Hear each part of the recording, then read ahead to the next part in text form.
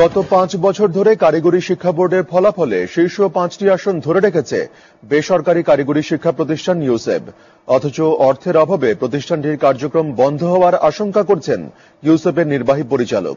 তবে কারিগরি শিক্ষার মান উন্নয়নে সরকারকে সুদূর প্রসারী কর্মপরিকল্পনা গ্রহণের পরামর্শ দিয়েছেন ডিএফআইডির স্থায়ী সচিব মার্ক লোকক।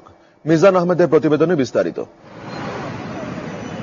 দেশের কারিগরি শিক্ষার পথিকৃৎ ইউসেব, যার হাত ধরে দক্ষ কর্মী তৈরির এই প্রতিষ্ঠানটির যাত্রা শুরু, তিনি নিউজিল্যান্ডের অ্যালান লিন্ডসে চেইনি। ৭১-এ রিলিফ বিতরণে আসা এই মানবাধিকার কর্মীর দেখানো পথে হেঁটেই বাংলাদেশ মনোযোগী হয় কারিগরি শিক্ষার মাধ্যমে দক্ষ শ্রমিক তৈরির বিষয়ে।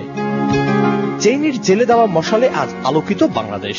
৭২-এর ৬০ শিক্ষার্থীর জায়গায় এখন দেশ জুড়ে ইউসেপের শিক্ষার্থীর সংখ্যা ৫৫,০০০।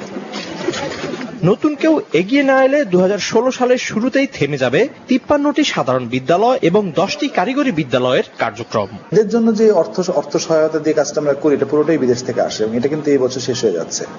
আমরা এখনো জানি না যে আমাদের আসলে জানুয়ারি ২০১৬ থেকে আমাদের কি হবে। সো আমাদের এই যে ৪৩ বছরের অভিজ্ঞতা আমরা অর্জন করেছি, সুনাম অর্জন করেছি, আমাদের যে প্রায় ১৭০০ মানুষের শিক্ষক প্রশিক্ষকের যে দক্ষতা, এগুলো কি হারিয়ে যাবে নাকি এই দেশ এগুলোকে ধরে রাখবে?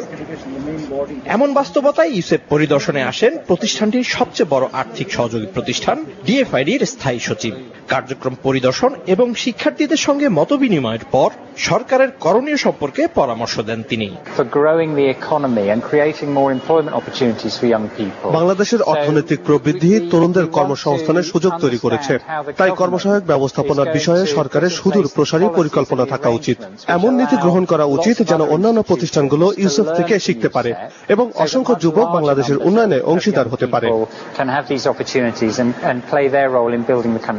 ইউসেফের জন্য নতুন আর্থিক সহায়তার ঘোষণা না দিলেও গণতন্ত্রকে শক্তিশালী করতে সরকারি প্রতিষ্ঠানগুলোকে সহায়তার বিষয়ে আগ্রহ প্রকাশ করেন মার্ক লোকক।